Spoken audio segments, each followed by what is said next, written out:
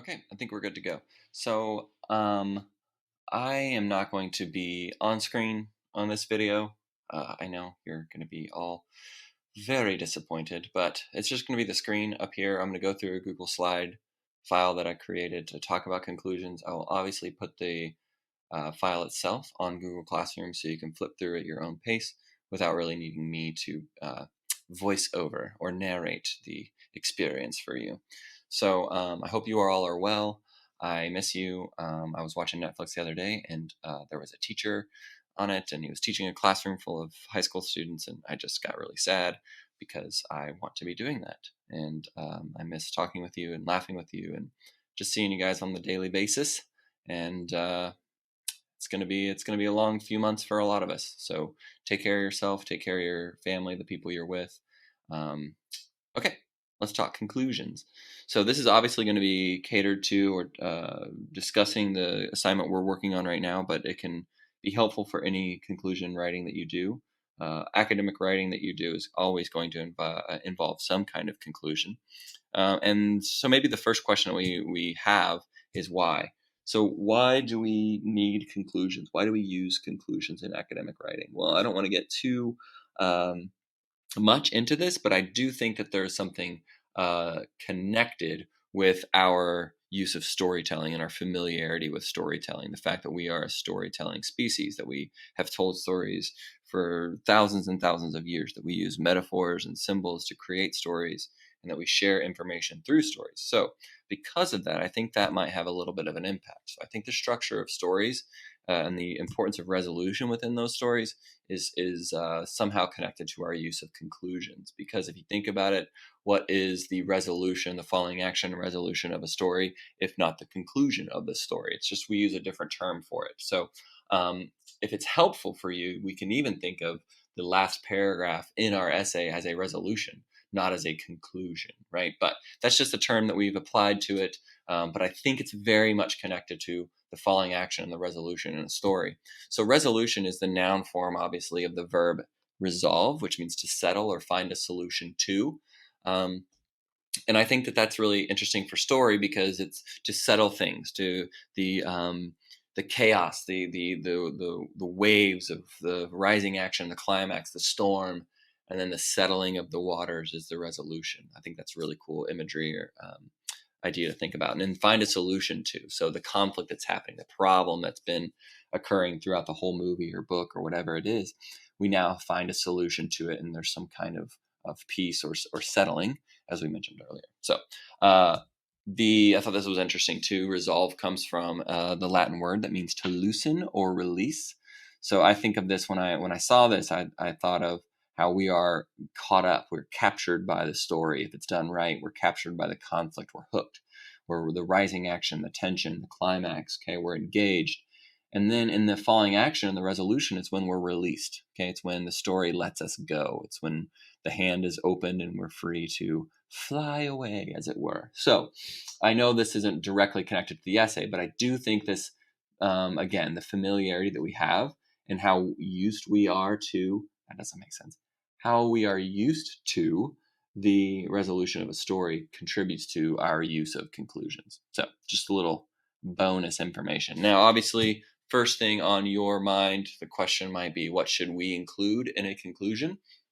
However, I want to talk about what we should not include because some of these things are going to be perhaps aggravating things because you may have been told to put these in a conclusion, but we are not going to do that for this assignment.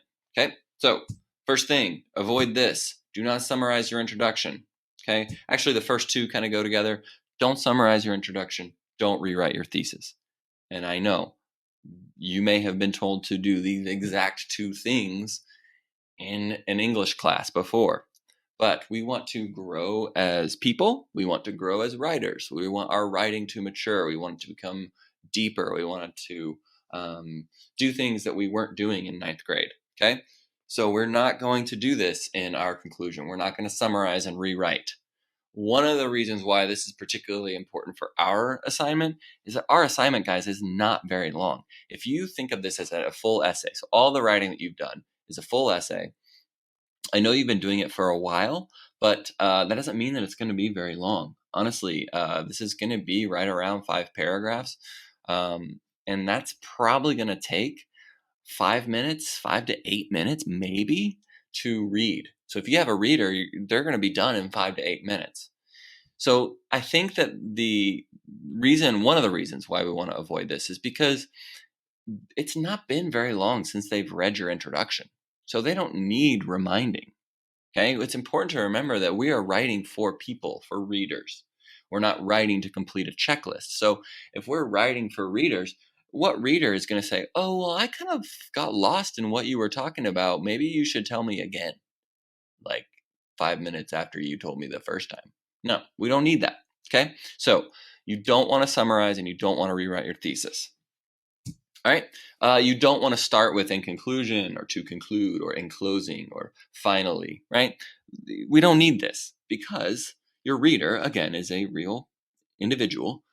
The reader knows that this is the end because of the giant white space that's going to follow this paragraph. Or if they're reading it and it's at the bottom of the last page, they're going to know because there's not going to be another page, right? So if this is an article in a magazine, they're going to know because it's at the very bottom, or they're going to know because there's a new headline for a new article. So we don't need to have these kind of signposts. I know that you like to have them. Maybe they're comfortable. Hey, in your first draft, go ahead and put them in there. The great thing about this is you can always come back and delete it, but don't include it in the final that you submit. All right. Don't add new ideas or information. That's probably something you've heard before, and that's what we'll kind of consider. But now, what should we include in a conclusion? So what should go in there if we've already listed what we are not going to put in there? All right. Use any of the following. You do not have to use all of these. In fact, you should not use all of these because then your conclusion would be longer than your entire paper put together. So you're going to want to focus on one, maybe a combination of two. First option that you have is answer the question, so what? You've already mentioned that these obligations are a thing. These obligations should exist. This is the benefit of exposure to different cultures or of retaining your culture. Now you get to answer the question, so what? What do you want your reader to take away from this? Okay. So another thing that you could do is you could find a provocative, interesting, and relevant quote. Now, this needs to be relevant. It needs to be somehow connected for us. It would be connected to the immigrant citizen experience and relationship.